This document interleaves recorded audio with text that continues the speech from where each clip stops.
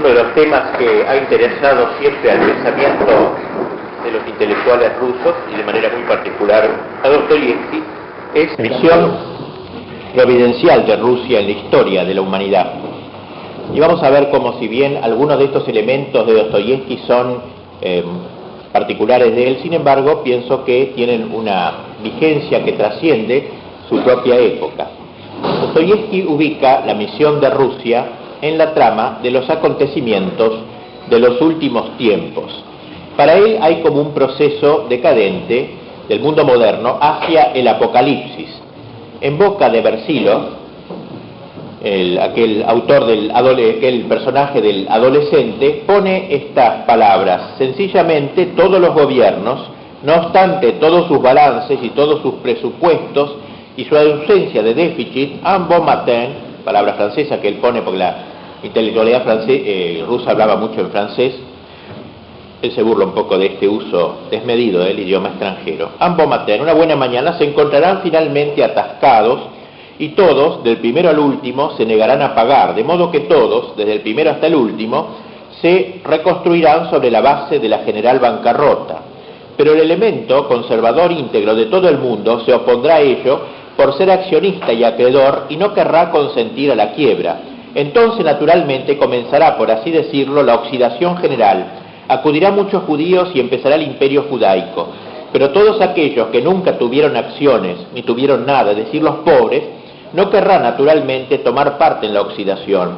Principiará la lucha y después de 67 derrotas, los pobres exterminarán a los accionistas, se incautarán de las acciones y ocuparán su puesto como accionistas, claro. Es posible también que digan algo nuevo, aunque también es posible que no. Luego, amigo mío, no sé ya columbrar nada de los destinos que han de cambiar la faz de este mundo. Por lo demás, consulta el Apocalipsis.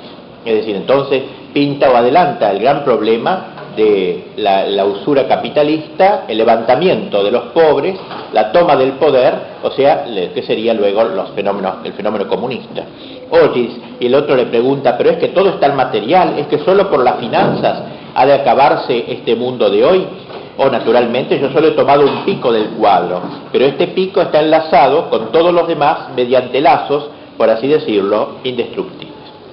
Dostoyevsky era, por cierto, un periodista, pero de una categoría superior, y por eso en su diario de un escritor, que es un diario común de un periodista, nos muestra todo su rango, digamos, su elevación intelectual.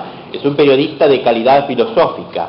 Era un hombre que tenía una idea con mayúscula al modo platónico, y perseguía su realización en los nimios detalles o hechos de la vida cotidiana.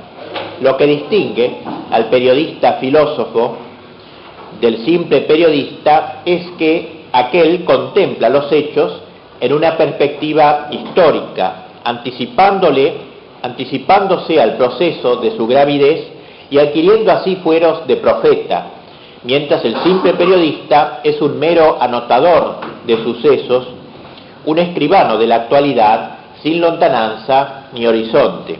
La historia para Dostoyevsky es como el drama de Dios, cuyas intenciones trata de interpretar para deducir de él una dirección, una voluntad. Un filósofo de la historia es Dostoyevsky, por eso es un pedagogo, un maestro, un conductor de muchedumbres. Está poseído del espíritu de síntesis que da coherencia a la sinfonía de la vida. De ahí que Soloviev, con tanta justeza, lo haya llamado el guía espiritual del pueblo ruso. Dostoyevsky es el Dante de Rusia, con su purgatorio, su infierno y su cielo. Dostoyevsky está convencido de la misión rusa. Creo en Rusia, creo en la idea rusa, creo en el Cristo ruso, como él dice. Como hombre y como escritor, Dostoyevsky fue profundamente ruso y resulta difícil imaginárselo fuera de Rusia. En él se puede descifrar el alma rusa, el misterio del alma rusa. Él mismo es ese misterio y reúne en sí todas las contradicciones del alma rusa. Pero no solamente reflejó el magnetismo del alma rusa y lo expresó, sino que también fue el heraldo de su idea y de la conciencia nacional rusa.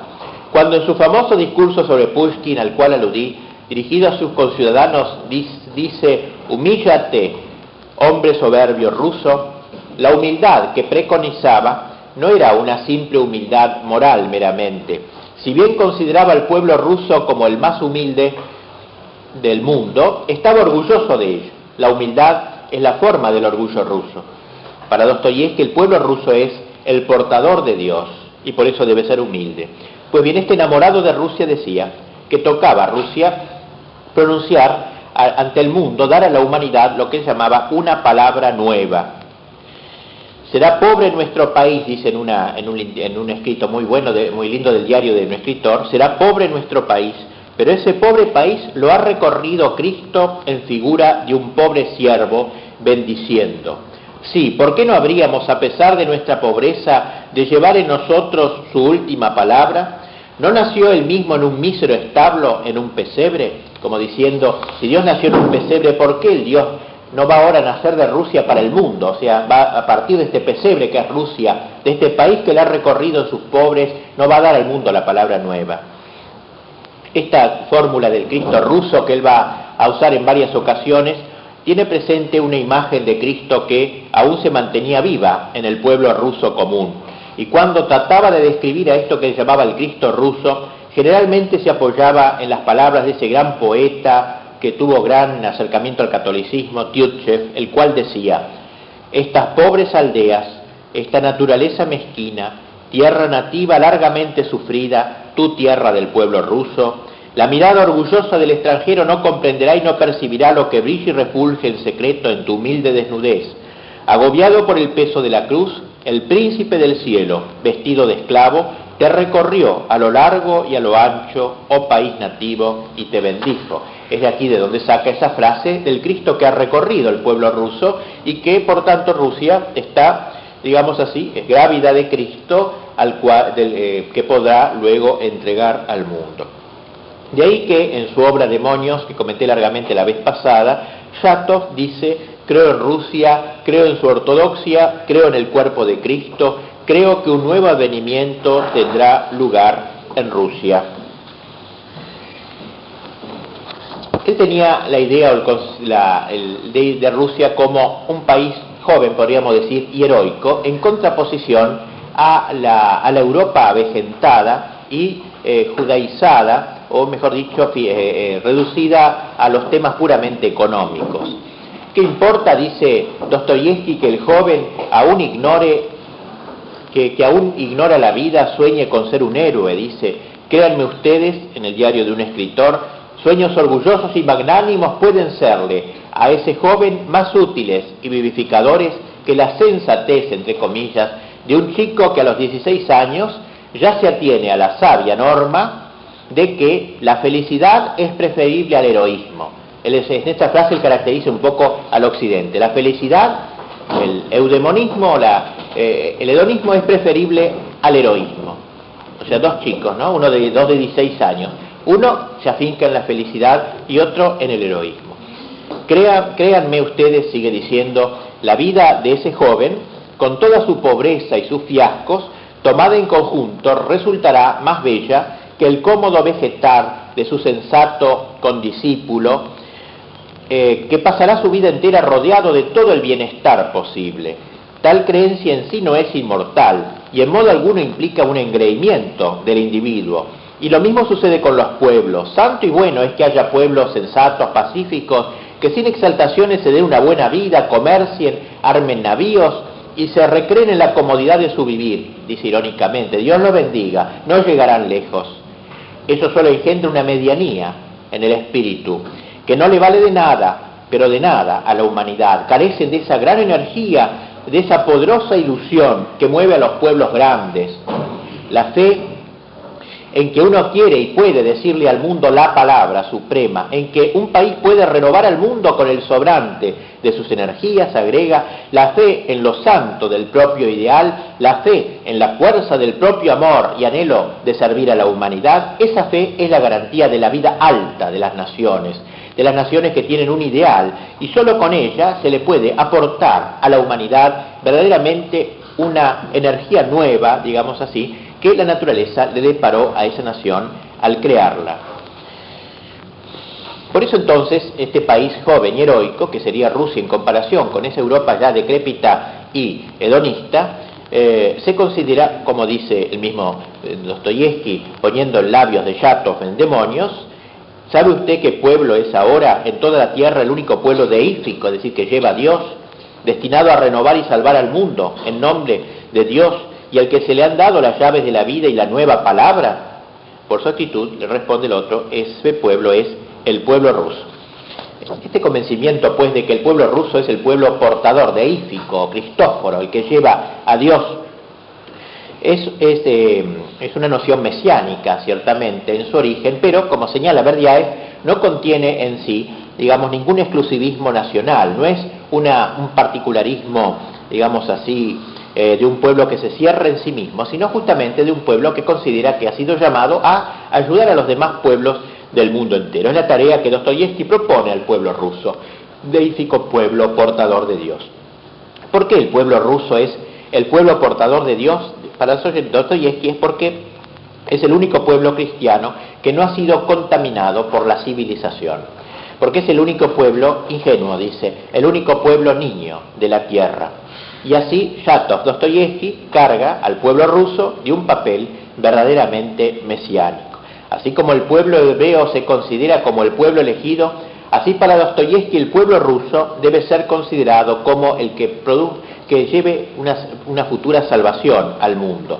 Dostoyevsky no niega que todos los pueblos han sido invitados a la verdad de Dios, pero pretende que en el curso de los siglos todas las naciones se han ido afirmando una tras otra, indignas de su papel mesiánico, y que solo Rusia ha permanecido en la vía de Dios porque no ha sido tocada por el progreso, o por el progresismo, digamos, mejor dicho, o sea, la mentalidad del progreso como ideal de vida único. Y así Rusia no ha sido solo investida de un papel mesiánico, sino que es la única en haberlo conservado. Por supuesto que ahora, si viviera Dostoyevsky, hablaría de otra manera, porque el comunismo es justamente una traición a este ideal. Este rol mesiánico, pues, del pueblo no se limita a las fronteras de Rusia. El pueblo ruso no salvará solamente a Rusia, sino al mundo. ¿Y por qué? Porque solo ese pueblo posee un don de simpatía universal, dice Dostoyevsky, que es indispensable para toda operación mesiánica. Es cierto que también Rusia tiene muchas impurezas en su seno. Dostoyevsky advierte que el pueblo ruso, siendo Cristóforo en el más alto grado, es capaz de cometer horribles sacrilegios. Lo hemos dicho el año pasado al hablar de este espíritu cristiano ruso que cuando se tergiversa se hace sacrílego, se hace comunista de repente, pero nunca ignorador de Dios, sino o defensor o enemigo en última instancia. O sea, un pueblo capaz de profanar las cosas más sagradas, y ven esto un rasgo inquietante de su carácter. Leontiev, este otro gran intelectual ruso, prevé que es del seno del pueblo ruso de donde saldrá el anticristo, justamente porque de ese pueblo ruso saldrá el Cristo, ese Cristo ruso de que habla Dostoyevsky, saldrá el anticristo, o sea, no es un pueblo de medianía en ninguna forma. El ruso no duda, el ruso o cree o destruye, en su mentalidad está eso, no es ateo, es sacerdote de la nada. Como dijo Dostoyevsky en una frase muy violenta, todos los rusos son nihilistas, o sea, tienen algo de nihilista en su alma, y hay que comprender esto como una inclinación peligrosa a tratar lo absoluto como la negación de todo lo que es relativo, a negar las capas intermedias de la existencia humana. Esta inclinación es provocada por la sed de lo último, la sed de lo absoluto. Confiesa que él mismo, el mismo Dostoyevsky, por doquier y en todo obra hasta el fin, y que toda su vida supera los límites de lo posible. O sea, entonces este pueblo va a salvar, pero puede también traer la ruina al mundo. Puede traer al Cristo, puede traer el anticristo, y en ese sentido profetizaba aquello que vimos la vez pasada de los demonios que se van a meter en el cuerpo ruso para endemoniarlo. Esta Rusia, pues, si es fiel a su vocación, salvará por el dolor. Recuerdo ahora, al decirles esto, aquella linda frase de Soloviev. Soloviev es pensador de que hablaremos la próxima vez, que él era católico, a favor de la unión con la Iglesia Católica, a diferencia de Dostoyevsky, que era anticatólico, como veremos enseguida. Y Soloviev afirmaba que cada hombre tiene una misión en el plan providencial de Dios, pero también cada nación, que es una persona moral, tiene también una vocación en la historia, que es una vocación, dice, que no se la ha creado la propia nación, sino que se la ha dado Dios desde toda la eternidad. De alguna manera, pues, para Dostoyevsky en esto podría concordar con Soloviev. Rusia va a salvar, y va a salvar por el dolor, un tema que es muy querido para él, por el dolor. Para Dostoyevsky era indudable que el fin del siglo se había de señalar con una tremenda catástrofe de toda Europa, de la que solo se salvaría Rusia por haber conservado la palabra incorrupta de Cristo, y aquí ha errado en su profecía. Nos ha dejado un poema a los acontecimientos europeos de 1854. Dice así Dostoyevsky: nos salvaremos siempre en la hora del apremio, nos salvarán la cruz, la fe y el trono.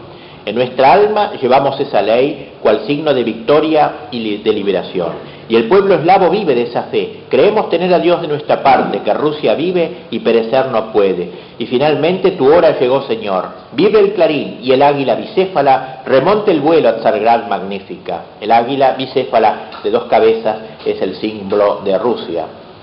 En fin, la palabra nueva, en última instancia, es la palabra de Cristo, que se conserva, la doctrina de Cristo, en la ortodoxia en toda su pureza, según Dostoyevsky.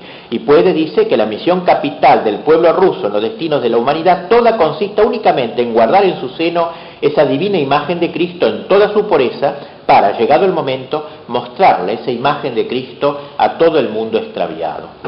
Y esa Rusia salvará por la belleza. Es de Dostoyevsky esa frase espléndida: la belleza salvará al mundo, una frase enigmática que le ha sido comentada por muchos autores posteriores y ahora últimamente por Solzhenitsyn, que hace un comentario espléndido al nivel casi de Dostoyevsky, que no tengo ahora tiempo de exponer. Bien, salvará por la belleza. Dostoyevsky insiste mucho en el papel de la belleza y su importancia en la historia. Solo la belleza es indispensable a la humanidad, porque sin belleza, dice él, no habría ya nada que hacer en este mundo. La aspiración a la belleza coincide en él con la búsqueda del bien indefinido. Dostoyevsky identifica la belleza con el bien y lo moralmente perfecto. Para él la estética es una categoría de lo religioso. No solo de pan vive el hombre, también el hombre vive de belleza, y la belleza sería la expresión de la verdad en última instancia. Por eso, para Dostoyevsky, ¿quién era la belleza? Era Cristo. Al decir que la belleza salvará al mundo, de alguna manera estaba diciendo que era Cristo el que iba a salvar al mundo, porque en otro lugar nos dice que la naturaleza humana de Cristo, llena de espíritu, dice, es la imagen eminentemente bella, es el ideal de la belleza, es el milagro eterno. No hay ni puede haber nada más bello y más perfecto que Cristo, dice. Es decir, entonces, si es Cristo la encarnación de la belleza, será Cristo el que salvará al mundo. La belleza salvará al mundo puede interpretarse, pues, en esta forma. Y de ahí que, para Dostoyevsky, el Evangelio de San Juan, que tanto amaba, lo ama precisamente quizá porque está lleno de esta idea. Juan ve el milagro de la encarnación como una revelación de la belleza. Y así como Juan ha dicho el verbo se hizo carne en el prólogo, podríamos decir también que la belleza se hizo carne en su porque está lleno de gracia y de verdad, dice San Pablo, ese verbo encarnado, es decir, el Cristo encarnado. Inversalmente, el mal, el mundo demoníaco, está privado de la unidad en el espíritu. No puede ser bello, digno. Su belleza, en todo caso, sería aparente nomás, no sería sino una máscara. Esa es la descomposición de la armonía de los principios ético, estético y religioso, que se orienta ante todo la acción del mal. Digamos algo sobre el siguiente punto, la relación de Rusia con Europa, en este tema de la misión de Rusia. Pronosticaba Dostoyevsky un fracaso para Europa, para la Europa de su época. Me parece, dice a mí, que ahora también nuestro siglo, en la vieja Europa, va a terminar con algo gigantesco. Ve claramente Dostoyevsky la decadencia de Europa. La institución de la Comuna de París, que estalla esta revolución de la Comuna justamente en su época, despierta su indignación contra los socialistas y dice: el Occidente ha perdido a Cristo por culpa del catolicismo. Y aquí quiero hacer un paréntesis, él, lo digo claramente, ¿no es cierto?, es muy anticatólico, juzga que el catolicismo ha falsificado el cristianismo, se levanta la bandera de la ortodoxia como que hubiera conservado la puridad del cristianismo. Ya veremos la próxima vez por qué esta concepción del cristianismo, al hablar del gran inquisidor, para él el catolicismo en general ha buscado el reino de este mundo, digamos así, en detrimento del reino de los cielos. Ha consentido la primera tentación de de convertir las piedras en pan, es decir, ha querido buscar la felicidad en la tierra, de alguna manera, y ha deshecho la libertad, podríamos decir. Bien, sea lo que fuere, esto lo veremos mejor la próxima vez. Digamos ahora, el Occidente ha perdido a Cristo, y es por esto que el Occidente se muere, únicamente por eso. Señala que Alemania es una nación muerta y sin futuro, que los franceses se pierden a sí mismos, que los judíos son los tenderos del racionalismo. Pero al mismo tiempo que juzga así a la Europa de su siglo, la ama también profundamente, pero a la Europa medieval, podríamos decir, a la Europa tradicional. Eso habría una cierta contradicción de su amor, de su rebelión contra el catolicismo, que en el fondo no lo ha comprendido bien o estaba mal informado, en el cual el catolicismo ve el origen del socialismo, porque el socialismo sería el catolicismo sin Cristo, o sea, la búsqueda de la felicidad temporal pero sin Cristo. Hay una continuidad para él entre los dos. Bien, sea lo que fuere de esto, él ama a la Europa clásica, digamos a la Europa medieval, justamente la que estaba bien impregnada de catolicismo. Habría una contradicción en esto. Y a esa Europa sí que la ama profundamente. Son características de esta actitud de Dostoyevsky las palabras de Versilov, en las que él ha puesto sus más delicados pensamientos acerca de Europa. Para el ruso es Europa tan preciada como Rusia, dice. Cada piedra de ella ha vivido y es cara, las piedras de los monumentos, ¿no?, antiguos. Europa fue también nuestra patria, lo mismo que Rusia, o más. No es posible querer más a Rusia de lo que yo la quiero, pero yo nunca me he reprochado a mí mismo el que Venecia, Roma, París, los tesoros de sus ciencias y artes, toda su historia me sean más queridos que a Rusia. Al ruso le son queridas esas viejas piedras ajenas, esos portentos del antiguo mundo divino, esos restos de sagradas maravillas, y hasta nos son más queridos a nosotros que a ellos mismos. Ellos ahora tienen otras ideas y otros sentimientos, y han dejado de estimar a las piedras antiguas. Esto es muy exacta esta frase. O sea, la Rusia moderna, la Europa moderna, la Europa desacralizada, ya no le interesan las piedras, porque las piedras son todo un testimonio de un cristianismo, de un catolicismo encarnado, ¿no?, en la cristiandad.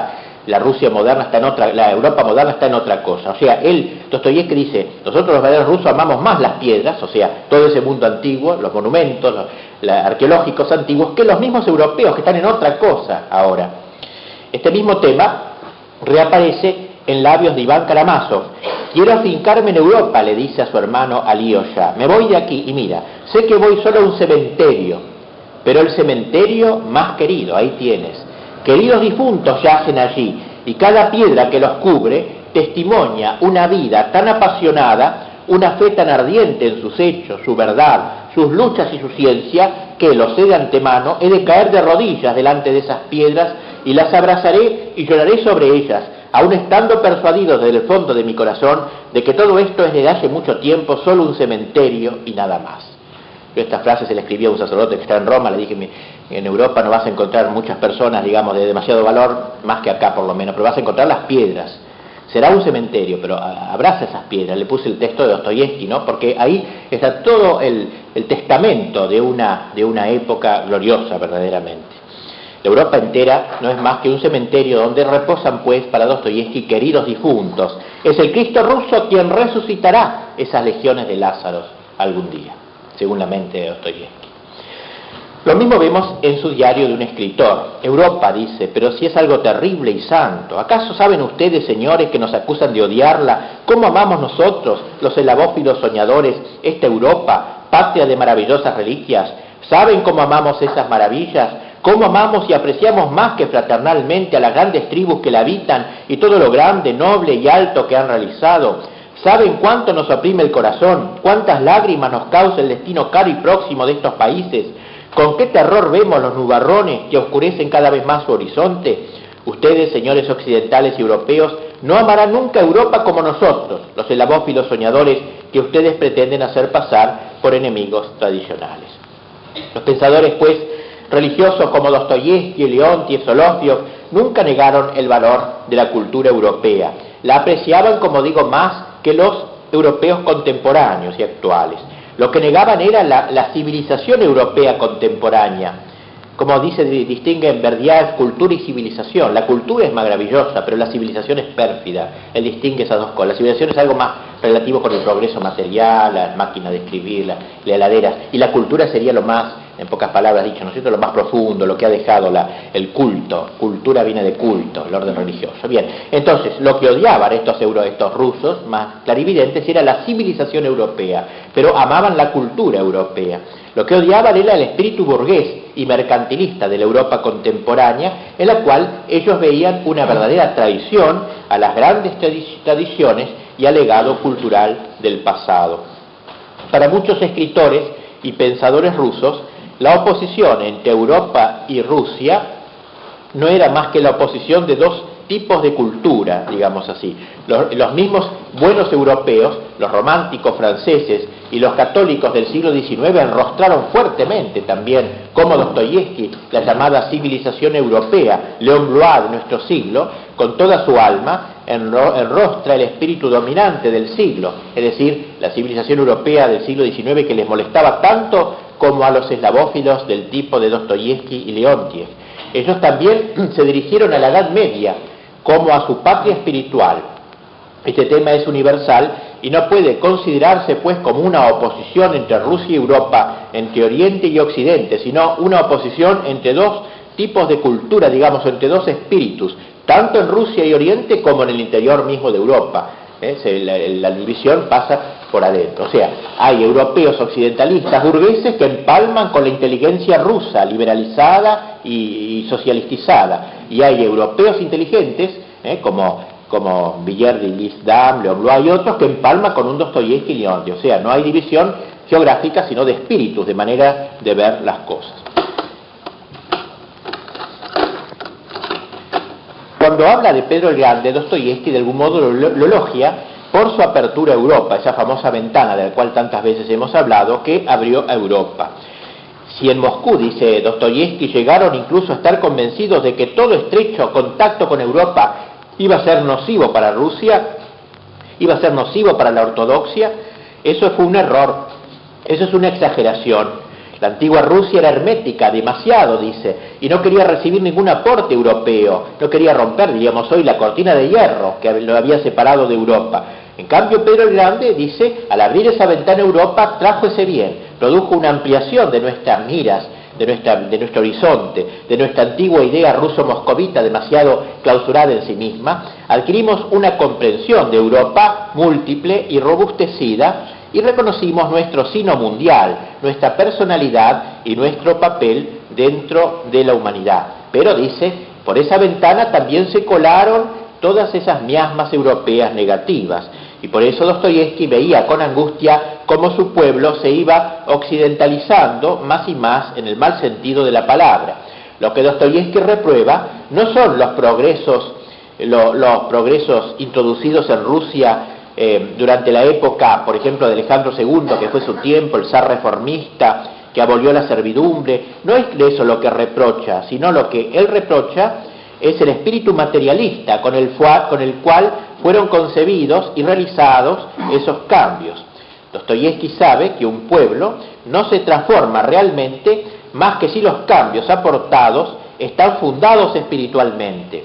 Y por otra parte, sabe que no se puede realizar esto sino teniendo en cuenta la misión original y el carácter propio de ese pueblo. Y realmente, dice Dostoyevsky, lo que hicimos fue esto: fuimos a Europa y nos trajimos de allí profesores, en víspera de la Revolución Francesa, en tiempos de Rousseau y de la carta de la emperatriz Catalina II a Voltaire. Eso sí que ha sido malo. Y por eso entonces, esta Revolución Francesa, dice, que se nos ha metido en Rusia, nos ha hecho tanto mal. Esa Revolución Francesa, dice, que fundó toda una ciencia y un Estado únicamente en las leyes de la razón, del racionalismo. Francia, dice Dostoyevsky, no hizo sino promulgar revolucionariamente la independencia de esos principios, quiero decir, su absoluta independencia de la religión. Era la primera vez que eso ocurría en la vida de la humanidad, y en eso consistió, digo yo, la verdadera esencia de la Revolución Francesa. Interesante esta visión, pues, de la Revolución Francesa como el racionalismo, sería la esencia de la Revolución Francesa, el despegar la razón de la revelación, la razón de la religión, en última instancia. Por eso entonces, terminemos este punto diciendo que Dostoyevsky, si bien veía muy como positivamente la apertura de esa ventana a Europa, no dejaba de protestar, decía, contra ese ventanal abierto, que trajo también tantas cosas malas. Ese ventanal cortó, digamos, eso fue lo bueno, esa cerrazón del antiguo imperio moscovita, pero por bueno que haya sido eso, dice, sin embargo, estaba mezclado con cosas feas y dañinas que el instinto ruso no ha cesado de sentir como dañino a su propio ser nacional. Y no ha protestado, dice, por culpa de su tartarismo contra esta irrupción de la mala Europa, sino porque efectivamente sentía en sí mismo algo más alto que esa Europa racionalista y algo mejor que lo que el dicho ventanal le ofrecía. Desde luego que ese instinto no protestaba contra todo sin distinción, sabiendo que había recibido mucho bueno y mucho hermoso y que no había que ser ingrato, pero contra la mitad de todo eso, dice, creo, tenemos el derecho de protestar. Esta sería pues la visión que Dostoyevski tenía de Europa, que es el segundo punto que hemos puesto allí en la conferencia de hoy. Pasemos un poco al tercero, que lo vamos a interrumpir porque es un poquito más largo, para el descanso, y es la relación de Rusia con el mundo eslavo. Sería otro aspecto, ¿no es cierto? O sea, no Rusia en relación con Europa, cuya misión sería llevarle un Cristo puro, digamos así, a esa Europa racionalista, etcétera, sino ahora la relación con todo el mundo eslavo, es decir, todo el mundo de la raza eslava, para la cual Dostoyevski sueña una bandera para su propio pueblo. De una parte dice, al filo de Europa, tenemos, dice, tres ideas en el mundo. La primera de ellas es la idea del catolicismo. O sea, hay tres grandes ideas que mueven la historia, ¿no?, en el mundo. El catolicismo, el protestantismo y la ortodoxia. Y ahora va a tratar esos tres temas, y al hablar de la ortodoxia es cuando entronca con el tema del eslavismo, en el cual nos vamos a detener. De una parte dice, al filo de Europa, la idea del catolicismo, dice, que no se sabe si va a vivir o va a morir. No me refiero únicamente a la religión católica, sino a toda la idea católica y al destino de aquellas naciones que han vivido todo un milenio bajo esa idea y están completamente imbuidas de su esencia. En ese sentido, Francia es para él la más acabada encarnación de la idea católica en el transcurso de los siglos. Una idea, dice, que la recibió de los romanos y con un espíritu totalmente romano. O sea, un poco ya está apuntando Dostoyevski a que el catolicismo, de algún modo, institucionaliza demasiado el cristianismo en una especie de Estado, como se estatifica demasiado. Esa Francia, dice, que ahora puede decirse que ha perdido toda religión, porque jesuitas y ateos son una sola cosa, dice. O sea, para el jesuita sería como la quinta esencia del catolicismo, y el ateo es el socialista moderno, que es liberal o socialista de su época.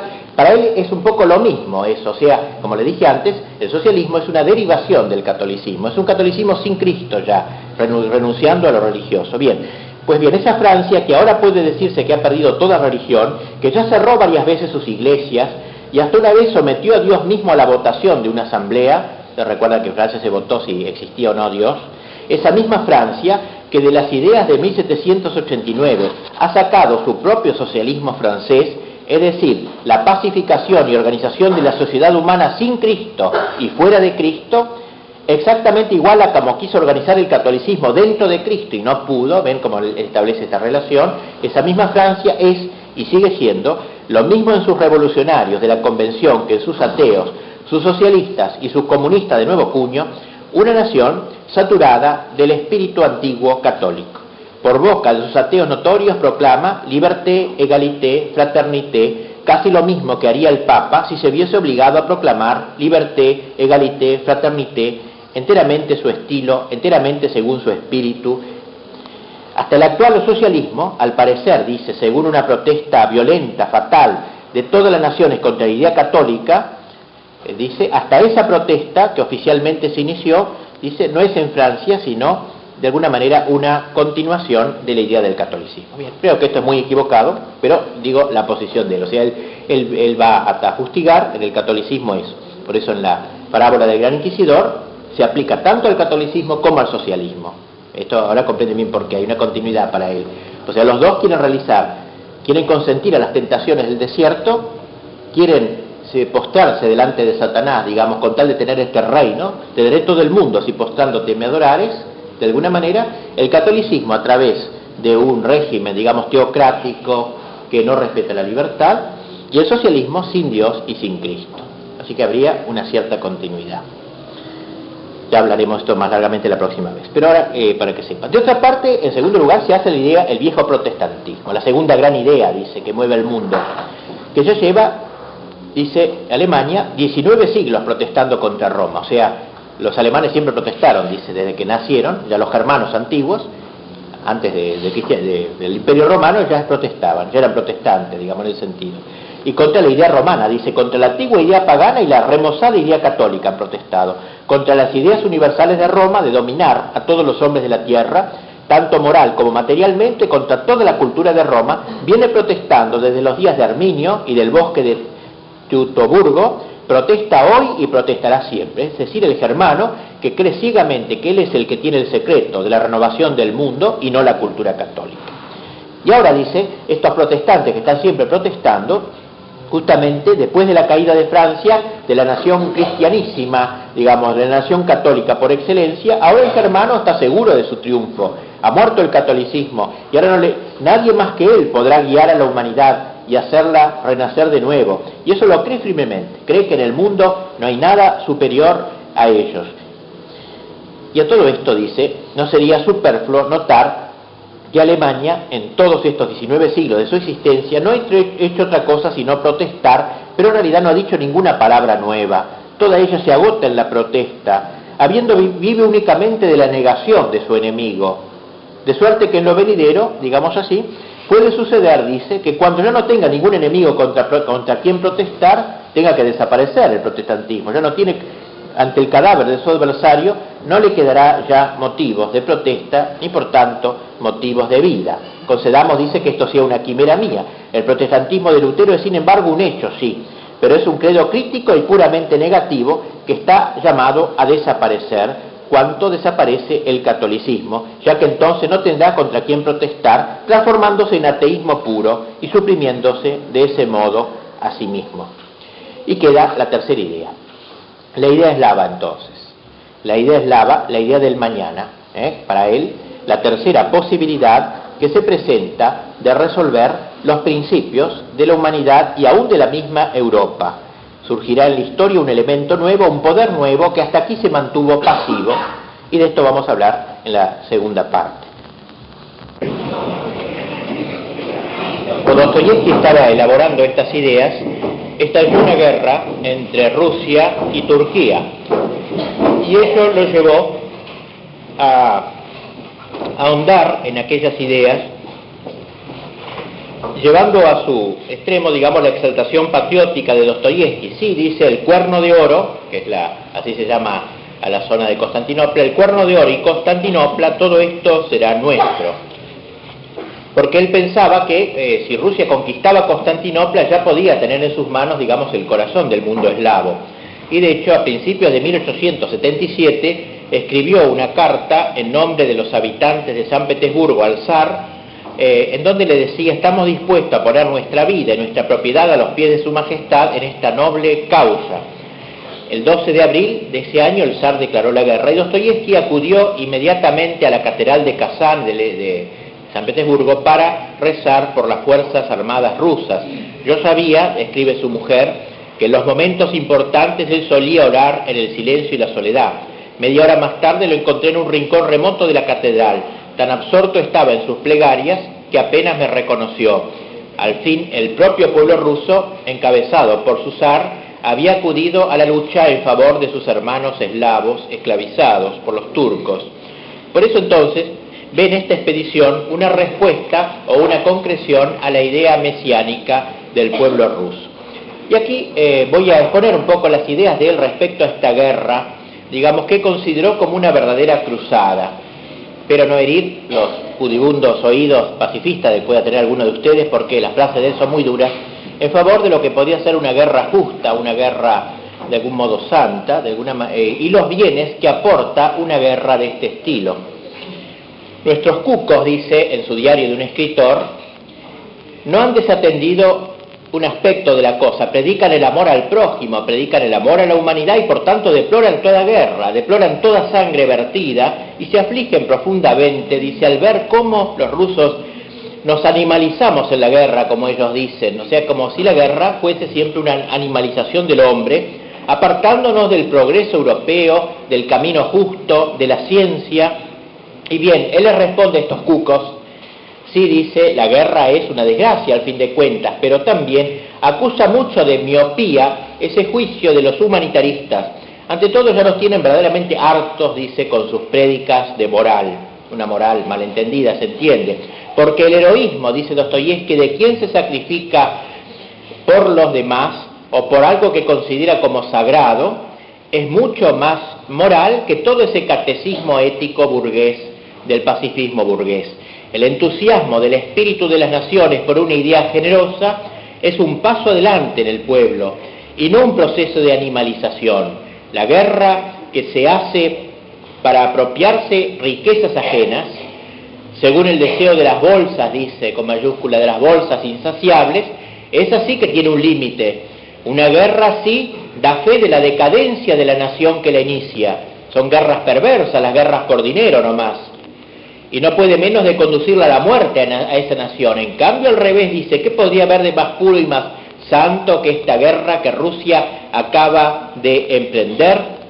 Pregúntenle al pueblo, dice, pregúntenle a los soldados por qué se levantan, por qué echan a andar camino adelante y qué se prometen de esta guerra iniciada, y todos a una le responderán que van a servir a Cristo y a liberar a sus hermanos oprimidos por el yugo turco.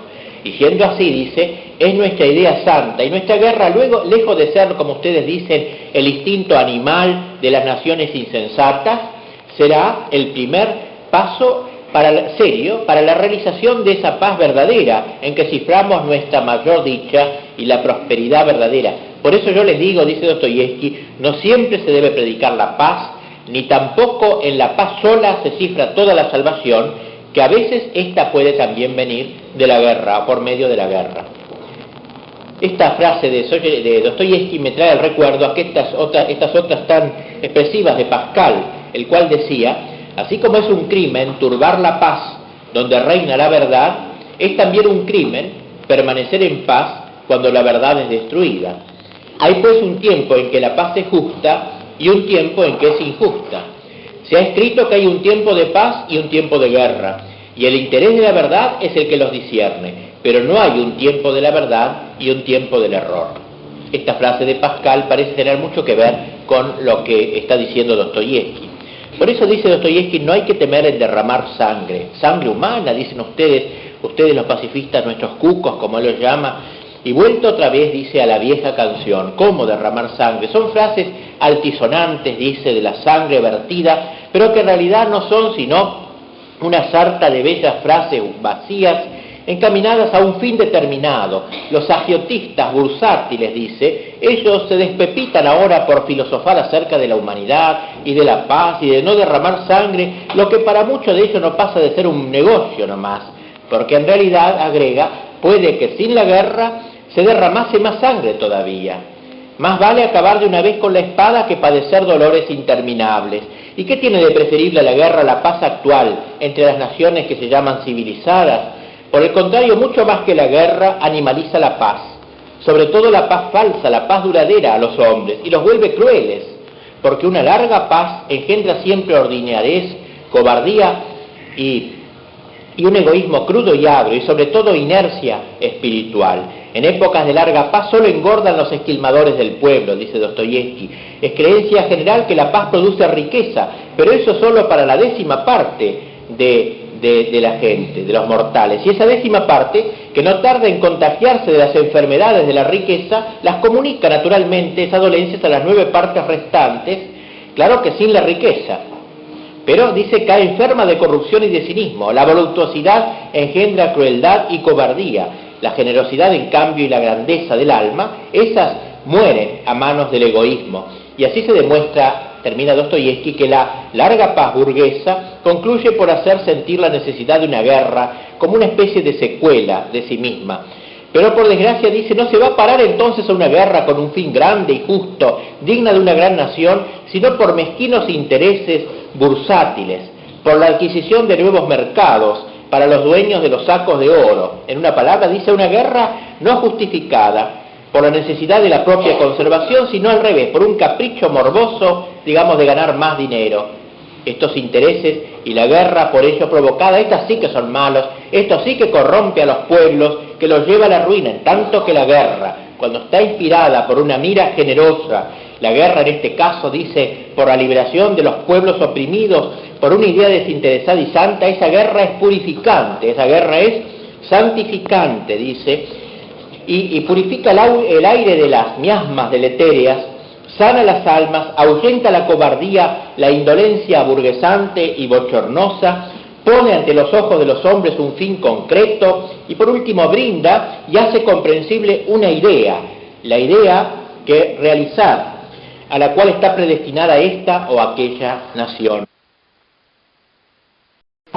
A la cual está predestinada esta o aquella nación. Guerra semejante fortifica todas las almas mediante la conciencia del propio sacrificio y el espíritu de toda la nación, merced de la conciencia de la solidaridad y de la nación que integran, es enriquecedor. ¿Y por dónde empiezan sus prédicas nuestros flamantes misioneros de la paz y del humanitarismo? Pues por la más inhumana dureza. No quieren ayudar ni consienten que nadie ayude a los martirizados que nos invocan.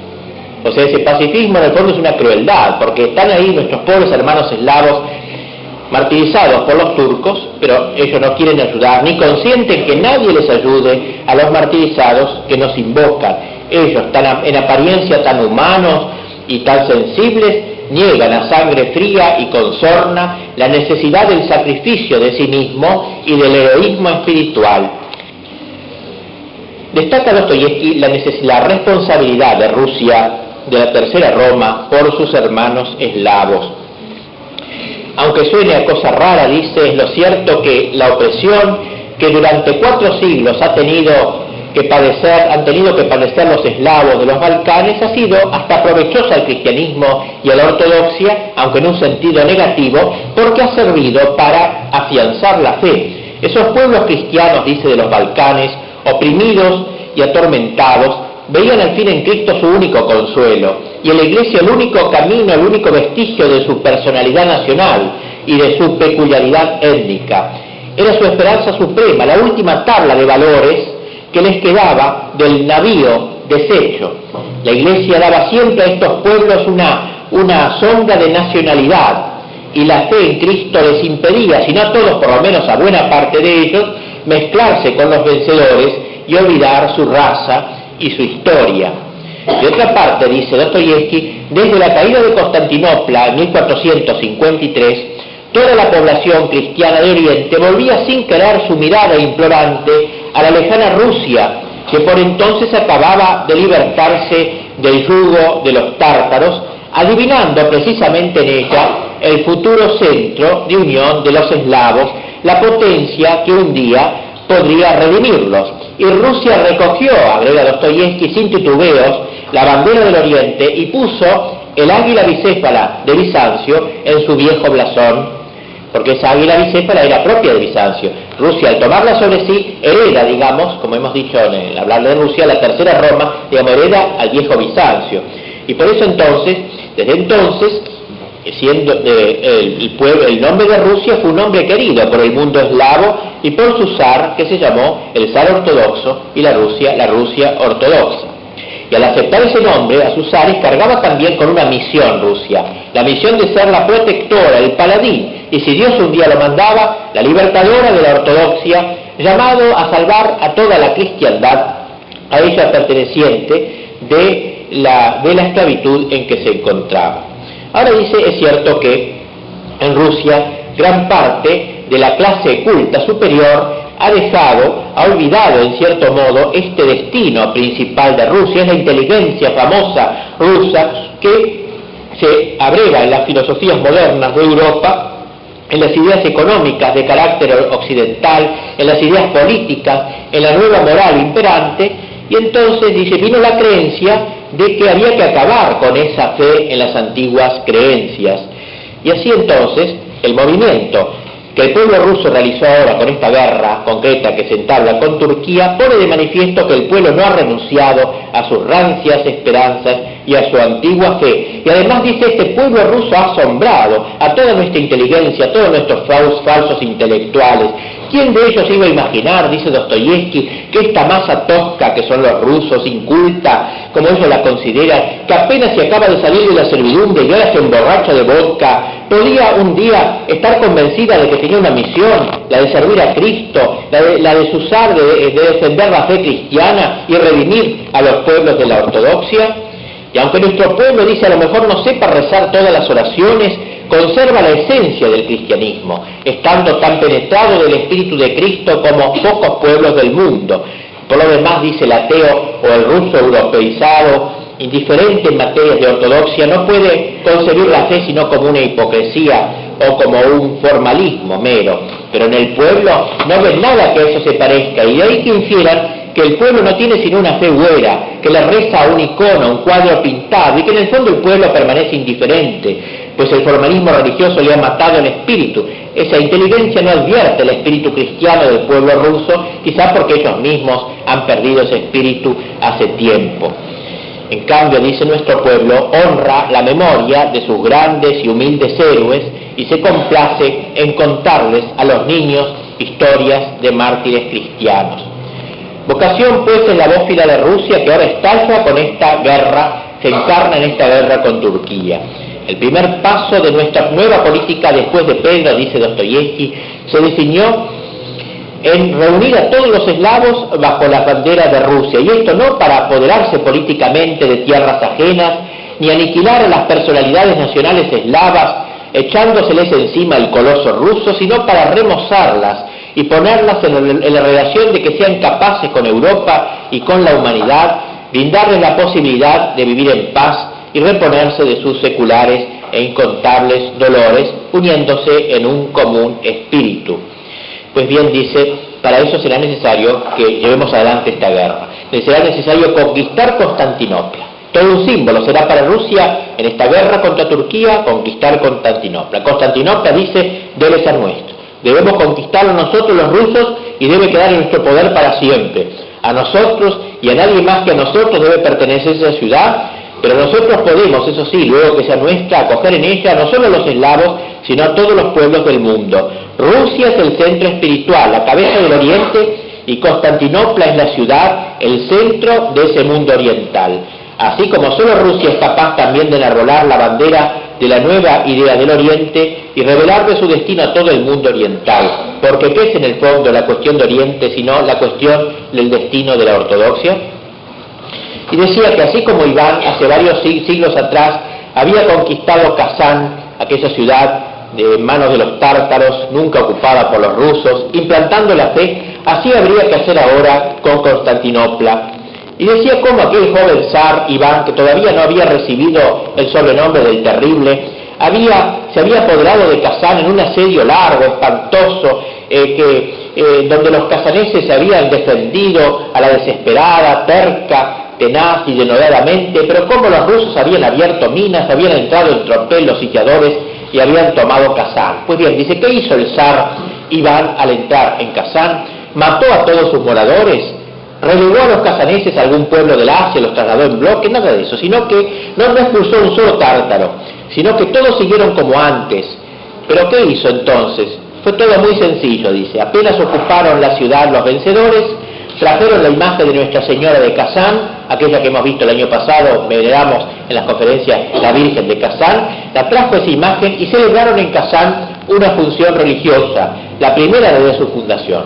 Y luego pusieron la primera piedra de un templo ortodoxo, confiscaron las armas a los habitantes, establecieron un gobierno ruso y el zar de Kazán lo llevaron a donde procedía, dice, y el asunto quedó concluido, y todo esto lo hicieron en un solo día, y así terminó la cosa. Pues bien, dice, esto es lo que tendríamos que hacer si conquistamos Constantinopla.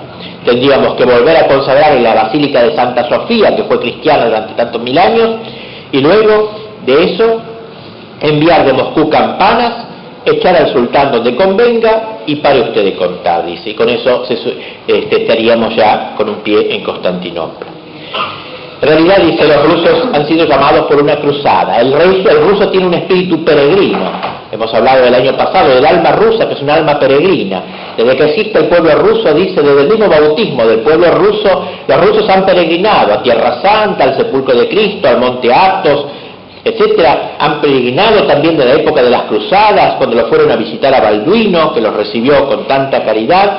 Y ahora de pronto, dice, suena la voz de los cristianos oprimidos, de los que padecen por la Iglesia, por su fe, de los cristianos que dan su vida por Cristo y cargan con su cruz.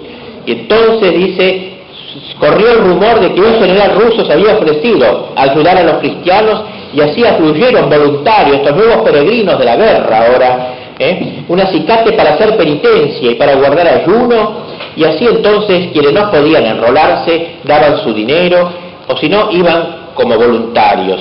Una ansia de tomar parte en algo santo, en algo de Cristo, de hacer algo en defensa de los que padecen por su cruz. Eso fue, dice, el sentido de esta guerra al cual él, como ven, le da tanta importancia. Como dice muy bien Dostoyevski, este rasgo histórico ha adoptado en nuestro pueblo la forma penitencial, o sea, la de la peregrinación y el sacrificio. O sea, el ir a esta lucha era un acto de peregrinación y un acto de sacrificio.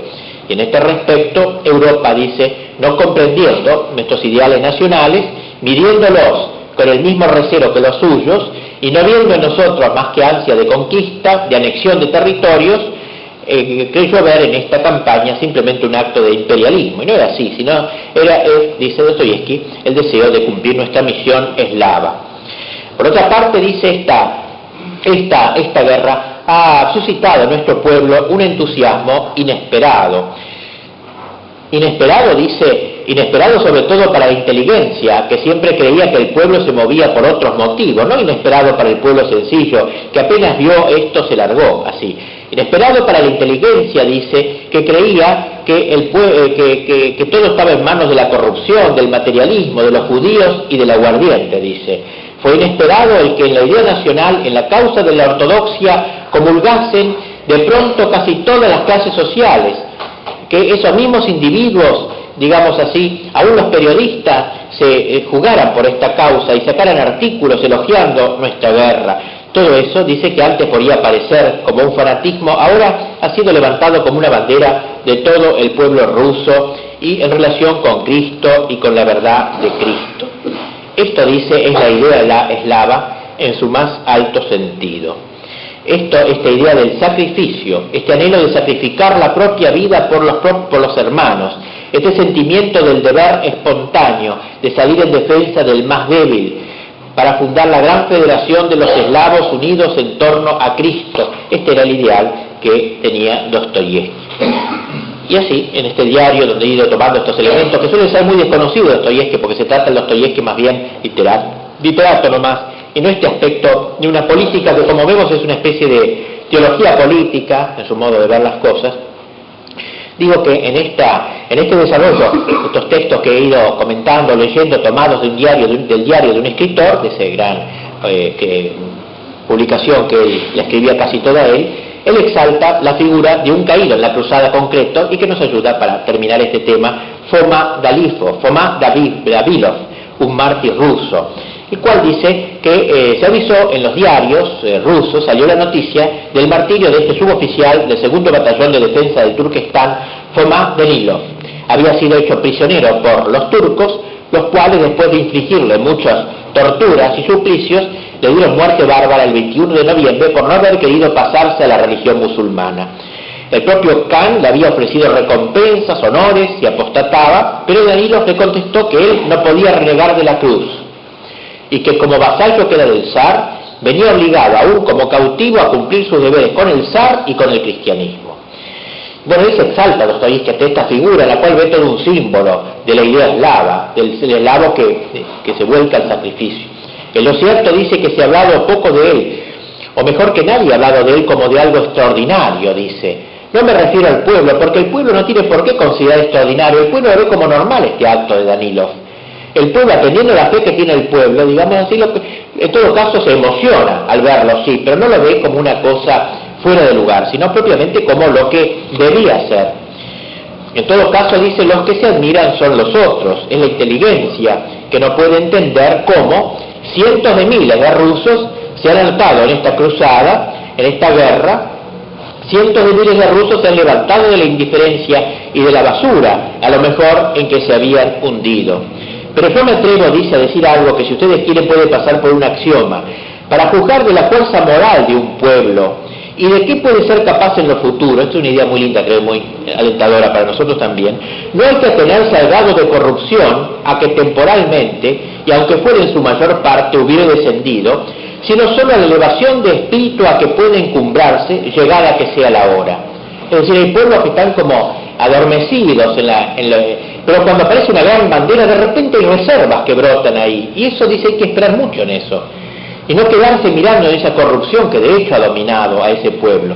Pues la corrupción, dice, es tan solo una desdicha temporal y depende casi siempre de circunstancias anteriores y efímeras, de la opresión, del embrutecimiento, mientras que el don de la magnanimidad es eterno, elemental, un don innato en el pueblo, y tanto más digno de honrarse cuanto que a través de siglos de esclavitud se ha conservado incólume en el corazón de ese pueblo. Fomal Danilov, este héroe ruso, puede que fuese, a juzgar por las señas, uno de los rusos comunes, vulgar labriego ruso, tan vulgar como el pueblo ruso mismo. O cuántos, dice, son los que ni siquiera se han fijado en este pueblo. Es posible que fuese dado a no trabajar, a empinar el codo, puede ser que rezase muy poco, aunque naturalmente no se olvidase de su Dios en el fondo de su alma. Y de buenas a primera le mandan que apostate de su fe con amenaza de martirio. Sufrir a vista de todos, dice Dostoyevski, puede ser, a veces ser hasta agradable. Pero allí el suplicio, en este caso, se consumaba a escondidas de todo el mundo, en un rinconcito ignorado. Nadie lo miraba. Era joven aún, tenía mujer, tenía hijos, allá en el terruño. Nunca los volvería a ver y sin embargo nada. Esté donde esté, no puedo obrar contra mi conciencia. Opto por el martirio. Bueno, pero podría haber dicho, dice Dostoyevski, simularé que me convertiré al Islam. Diré que sí, que me convierto, nadie se enterará, nadie me ve, y después voy a hacer penitencia en todo caso, que la vida es larga, daré limosna a la iglesia, haré obras de caridad. No dijo eso, sino que fue al martirio. Este hombre, que era un hombre de la calle, un homocualunque, un hombre de la aldea, fue al martirio. Había reservas ahí en el pueblo.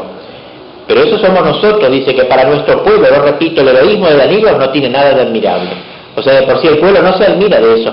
Este es precisamente un símbolo del pueblo ruso, una verdadera imagen de nuestro pueblo, pero eso me toca tan de cerca, por eso me toca tan de cerca esta muerte, y a vosotros también. Así es como ama nuestro pueblo la verdad, por la verdad misma y no por la gloria. Podrá parecer tosco, vulgar, pecador, insignificante, pero que llegue su hora, que llegue la hora de la verdad de su pueblo, y ya veréis cómo os maravilla su grandeza de alma, su libertad de espíritu ante el yugo del materialismo, las pasiones, la codicia y hasta la amenaza del más cruel martirio. Y todo esto sin frases ni gestos, solamente firme en su convicción, sin pedir recompensa ni aplauso, sin vanagloriarse de lo hecho. Lo que creo es lo que confieso. Y por eso ahí se indigna Dostoyevski contra los famosos intelectualoides del salón que creen que tienen que enseñarle al pueblo a ser culto, que tienen que enseñarle al pueblo a elevarse. Oh, dice, nosotros somos más cultos que el pueblo. ¿Qué vamos a enseñarle? No me refiero aquí a las profesiones, a la técnica y a las matemáticas. Eso sí, dice, se puede enseñar. Lo enseñan los alemanes, dice, por dinero. Eso simplemente, si no lo hacemos nosotros. Pero nuestra inteligencia, ¿qué le va a enseñar a ese pueblo? Vamos a enseñarle a vencer los prejuicios, por ejemplo, dice, a destruir sus ídolos. Pero si nosotros mismos estamos llenos de prejuicios y nos hemos erigido tantos ídolos que el pueblo podría decirnos con razón, médico, cúrate a ti mismo. Ya nuestros ídolos los conoce ya harto bien. Iremos a enseñarle dignidad al pueblo, dignidad personal, pero si nuestro pueblo se estima mucho más de lo que nos estimamos nosotros, se honra y siente su dignidad mucho más profundamente que nosotros. Efectivamente, nosotros estamos locamente enamorados de nosotros mismos, pero no nos estimamos ni pizca. Y dignidad personal, consista en lo que consista, no tenemos ninguna prácticamente. O sea, enrostra entonces a los famosos intelectuales que se creen que el pueblo le está dando una enseñanza, este pueblo sencillo y humilde le está enseñando. El pueblo tiene Fomal Danilov a miles, y nosotros no creemos en las fuerzas rusas, y hasta consideramos esa incredulidad como un signo de alta cultura, la que ellos tienen, y si a mano vista de heroicidad. Pero díganme ustedes entonces, ¿qué podemos enseñarle a este pueblo? Nosotros miramos con aversión, hasta aborrecemos cuanto nuestro pueblo ama y honra, todo aquello por lo que su corazón suspira, y siendo así, ¿qué amigos del pueblo somos nosotros? Etc. Por eso, Por eso dice, la inteligencia desprecia tanto al pueblo, lo desprecia porque es nacional el pueblo, y con toda su fuerza se aferra a su nacionalidad, mientras que nosotros los intelectuales tenemos ideas cosmopolitas. Nos hemos propuesto como meta la humanidad, saltando por encima de nuestro pueblo, y así estriba toda nuestra discrepancia y toda nuestra ruptura con el pueblo. Bien, esto es lo que tenía que decir sobre la idea eslava, pues. Como digo, es un tema que no se suele tratar al hablar de Dostoyevski, un tema, por así decir, exótico, y en el cual algunos consideran que Dostoyevski exagera, es belicista y estas cosas críticas que se hacen, pero creo que su pensamiento vale la pena de ser conocido, prescindiendo del tema catolicismo, así que hay tres ideas, ¿no? Catolicismo, protestantismo, el abismo. En el abismo él cree que está la idea del futuro, y Rusia tiene su palabra que dar en el Cristo ruso, y en esta guerra simplemente es un símbolo que a él le permitía expresar muchas cosas sobre la guerra, sobre la paz, sobre el pueblo, sobre esos valores escondidos que creo que eran convenientes de ser conocidos. Bien, el último punto con el cual termino, esto que decíamos, el ruso como hombre universal. O sea, al hablar de la misión de Rusia, va a considerar Dostoyevski que Rusia tiene una misión precisamente universal, no solamente eslava, sino universal. Él, cuando fue a Europa, él creyó haber caído poco menos que en el templo de Baal. Toda Europa, todo Occidente le pareció bastante podrida por el progreso. ¿Qué diría si fuera hoy? Que lo está mucho más, sin duda. Estos países sin Dios, estos países del hombre rey, como él dice, o sea, de que pone como rey al hombre, del dinero, del cálculo, son todas palabras de él, se ahogan poco a poco bajo la riqueza de sus artificios. Y por eso la salvación está en otra parte, en un pueblo que sea nuevo, justamente él cree que será el pueblo ruso, el pueblo donde domina la fe simple de la infancia y que espera su hora a las puertas de la historia. Pero Rusia salvará, ante todo, si no se europeiza lo tonto, es decir, en el mal sentido. Hemos visto que él amaba Europa y la ventana de Pedro no le parecía del todo mala. Pero es necesario que Rusia permanezca fiel a la idea nacional. En primer lugar, dice, para poder influir y pronunciar nuestra palabra en el mundo debemos ser rusos. Si la humanidad integral es la idea nacional rusa, todos debemos empezar primero por ser rusos, lo que equivale a ser nosotros mismos. Luego, a partir de este primer paso, todo cambiará. Ser ruso significa dejar de despreciar su propio pueblo, como hace la inteligencia rusa. Y en cuanto seamos nosotros mismos, asumiremos por fin figuras de hombres y no de monos, dice, como hasta aquí nos consideran en Europa. Seremos criaturas libres, no esclavos, no lacayos, y nos tendrán por hombres, no por vagabundos internacionales, no por mendigos del europeísmo, el liberalismo y el socialismo, no recibiendo los mendrugos de una Europa podrida, y veremos también nosotros que mucho de aquello que nuestro pueblo despreciábamos no era oscuridad sino luz, no era estupidez sino todo lo contrario, era espíritu. Y luego que hayamos comprendido esto, entonces podemos decirle a Europa esa palabra que no ha oído hasta ahora. Entonces nos convenceremos de que nuestro pueblo es el portador de la verdadera palabra social, que en su idea, en su espíritu, late la necesidad viva de la unión de todos los hombres, la idea ecuménica, la idea universal. Nuestro poeta, dice Lermontov, comparó a Rusia con Ilya Muromets, el cual estuvo sentado 30 años y de pronto se levantó, no bien se hubo sentido con acopio de energías. Así Rusia se levantará un día de su indolencia. La concepción mesiánica pues de Dostoyevski es universalista, dirigida hacia el destino del mundo entero. El ruso tiene una tendencia a lo universal, dice que nosotros los rusos, dice Dostoyevski, tenemos dos patrias, nuestra Rusia y Europa, y esto es en el caso de llamarlos eslabófilos, o sea, nacionalistas rusos. Discutirlo no hace falta. La más grande de las grandes actitudes espirituales del porvenir que preeminentes han reconocido los rusos será la que abarque toda la humanidad, la del servicio a esa humanidad, no a Rusia sola, ni al paneslavismo solo, sino a la humanidad toda. Y por eso su discurso pronunciado en el aniversario de Pushkin, el 8 de junio de 1880, hace 100 años, más de 100 años, dijo: la misión de Rusia es indiscutiblemente europea y universal. Para convertirse en un verdadero ruso, para transformarse en un completo ruso, tal vez signifique solamente convertirse en el hermano de todos los hombres, un hermano de todos. Entre todos los pueblos, el corazón de los rusos es el que se halla más inclinado hacia una hermandad universal de los hombres. La gente de Europa no sabe cuánto la queremos. Este espíritu universal lo encuentra Dostoyevski en el vasto genio de Pushkin, por eso lo exalta.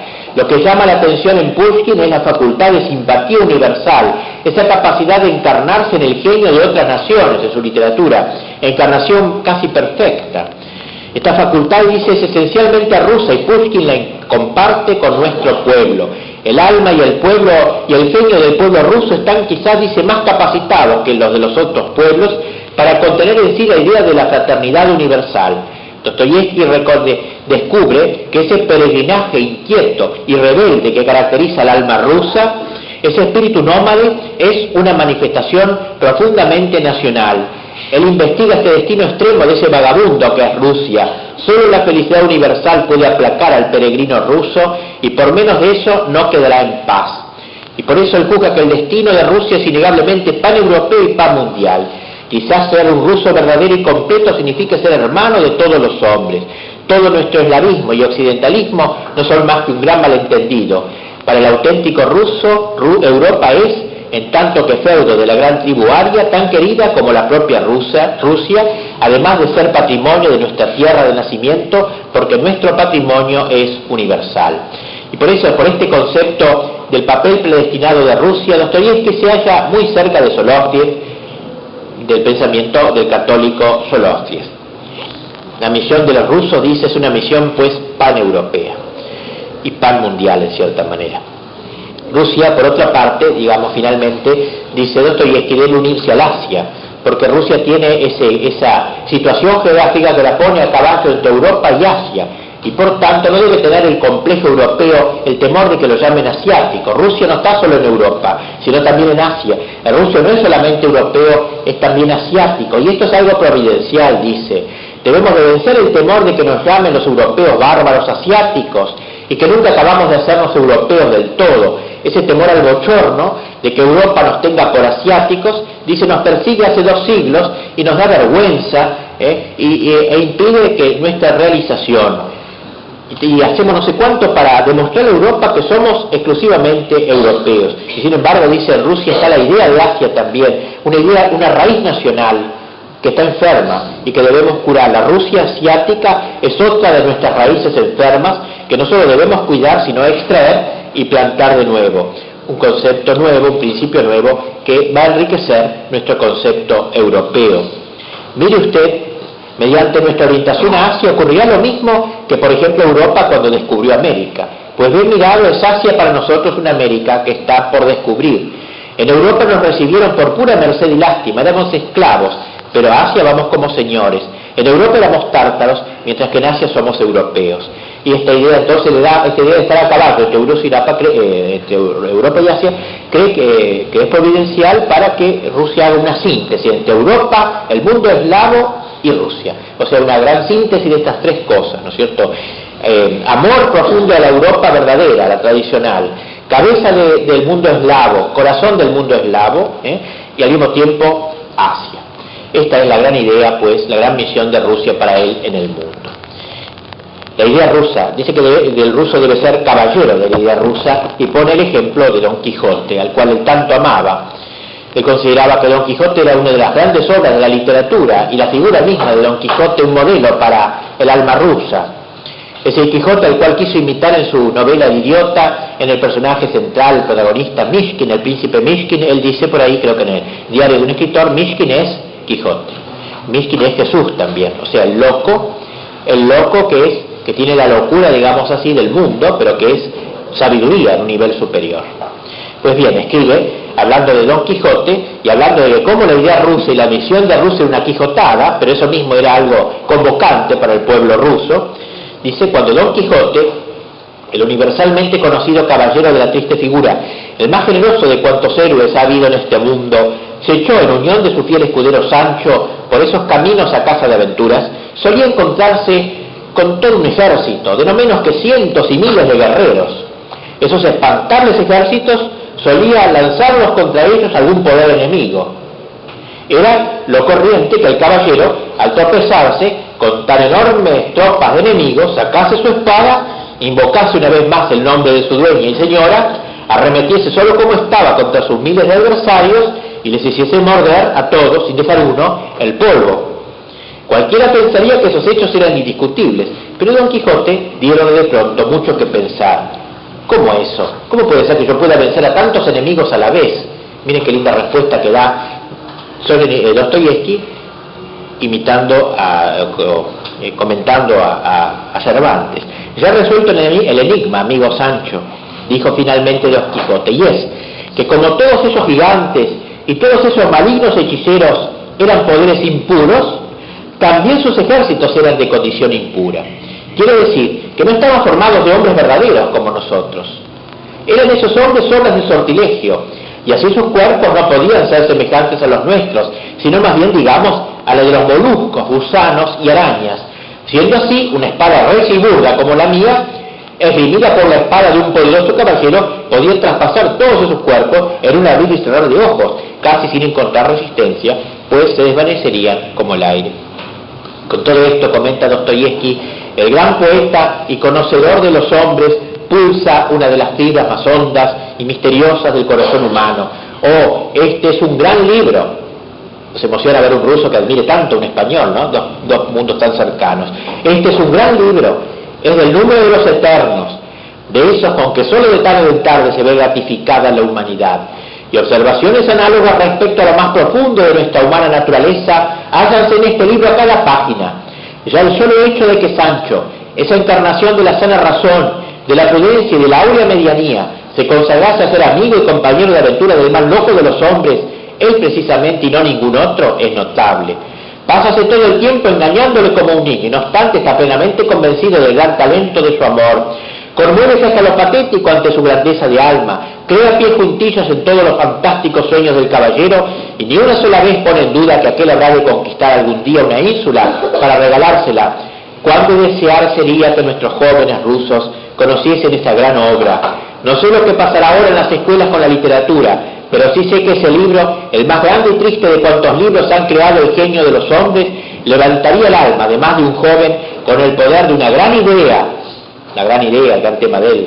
Sembraría en su corazón la semilla de grandes problemas y apartaría su espíritu de la sempiterna adoración del estúpido ideal de la medianía, del hondo amor propio y la vulgar sabiduría práctica, entre comillas, ¿no? Esa sabiduría del mediocre. Bien, esto es lo que nos dice Dostoyevsky pues sobre la misión de Rusia. Dice Walter Schubert que Rusia tendrá sin duda una palabra que aportar frente a esta Europa prometeica, el hombre prometeico, como llama el hombre europeo en relación con Prometeo, aquel dios de la mitología que quiso ser como los dioses y fue encadenado de alguna manera. Prometeo de griego quiere decir el previsor, o sea, sería el hombre que siempre está previendo, que no deja nada librado, digamos, a la providencia, sino todo lo prevé. El hombre del cálculo, del negocio, el hombre europeo es un hombre prometeico. Pues este hombre prometeico, dice, lleva en sí, para Schubert, Walter Schubert, lleva en sí la señal de la muerte, está marcado por la muerte ya. Surja pues el hombre joanio, dice, el hombre de San Juan. Ya hemos visto cómo Dostoyevsky se abreva en el Evangelio de San Juan el Evangelio de la belleza, del verbo que se hace carne, de la belleza que se hace carne. Pues bien, frente al hombre prometeico, este hombre terminado de Occidente, surge el hombre joanio, el hombre juanino, el hombre abrevado en San Juan, el hombre de la belleza, el hombre de la verdad encarnada, nada más.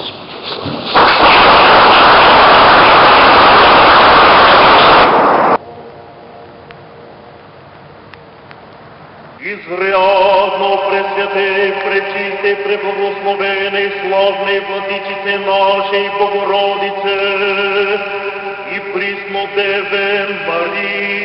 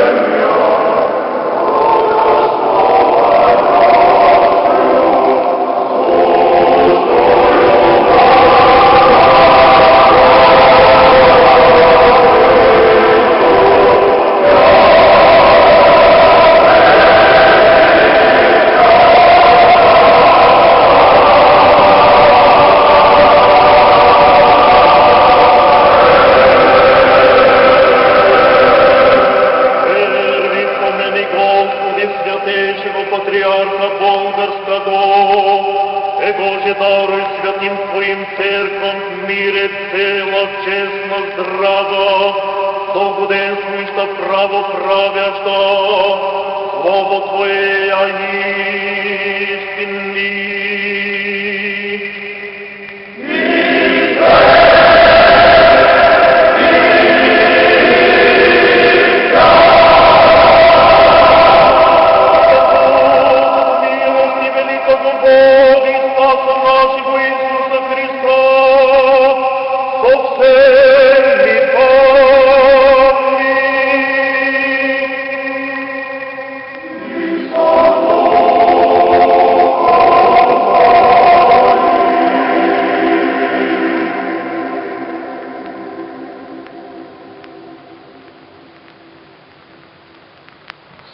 Святие помянувшие паки миром Господу помолимся.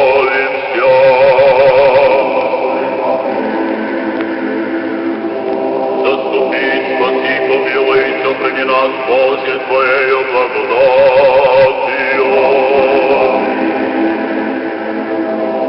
Не всего совершенно, свято, мирно и безгрешно Господа просим.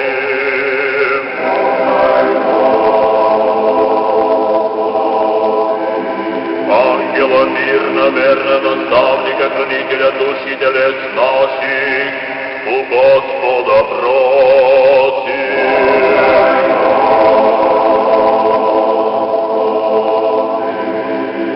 Соединение веры и причастие Святого Духа и спростившие сами себя и друг друга, и весь живот наш Христу Богу предадим.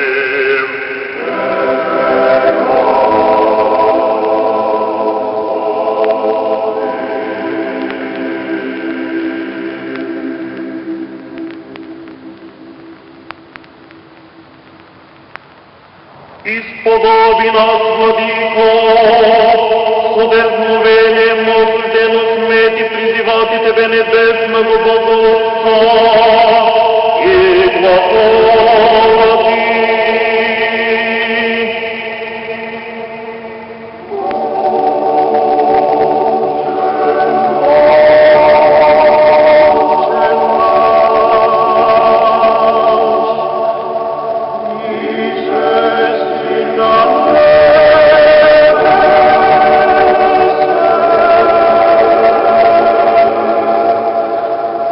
Господи,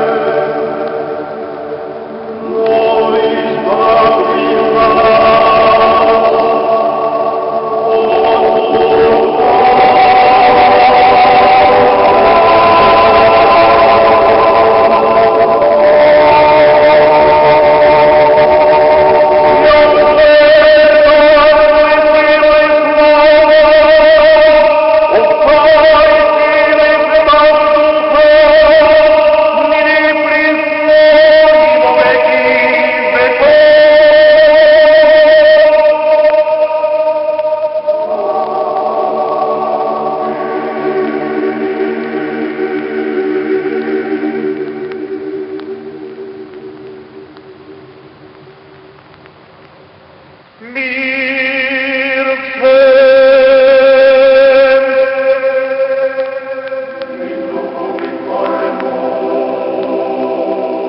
Глави ваши, Господи, преклоните.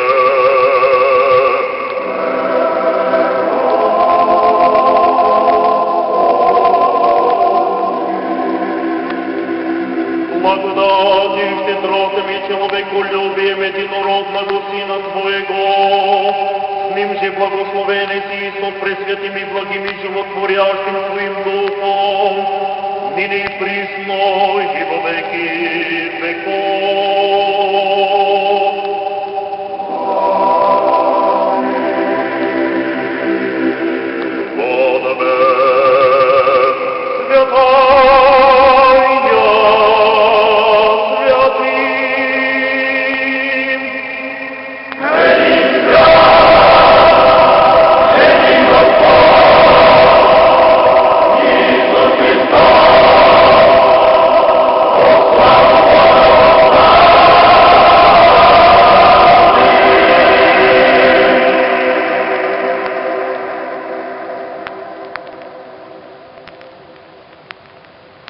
Со страхом Божьим, верой и любовью приступите.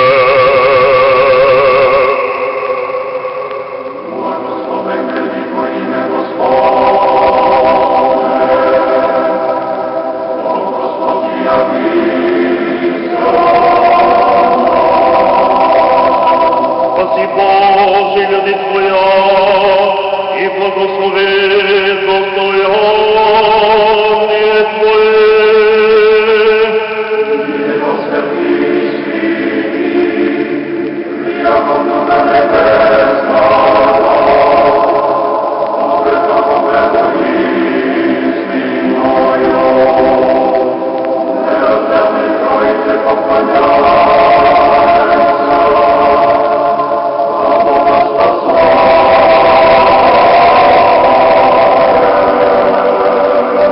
Всегда, ныне и присно, и во веки веков.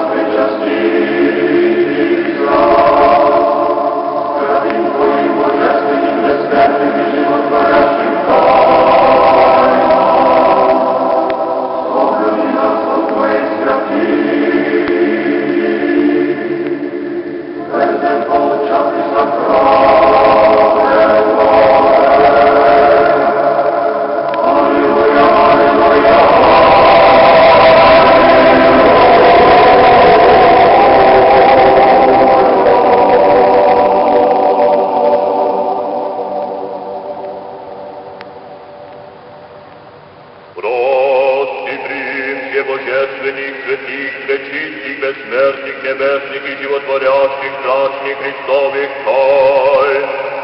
Достойно благодарим Господа.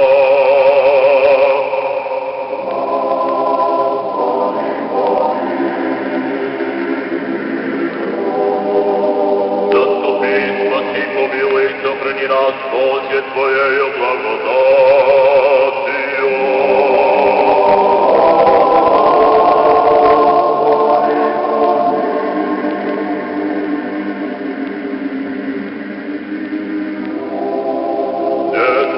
Совершенно, свято, мирно и безгрешно, и спросивши сами себе и друг друга, и весь живот наш Христу Богу предадим.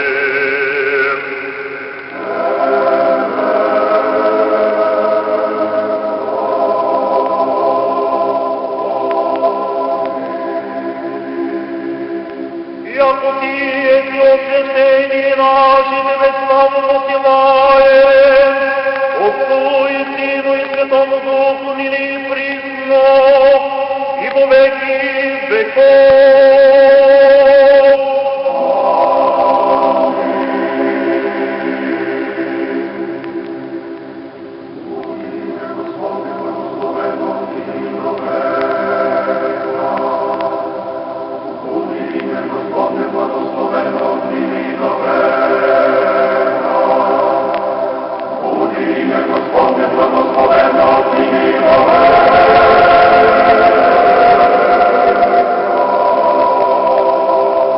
Благословение Господне и милость Его да придет на вас, того благодати и человеколюбием всегда, ныне и присно, и во веки веков.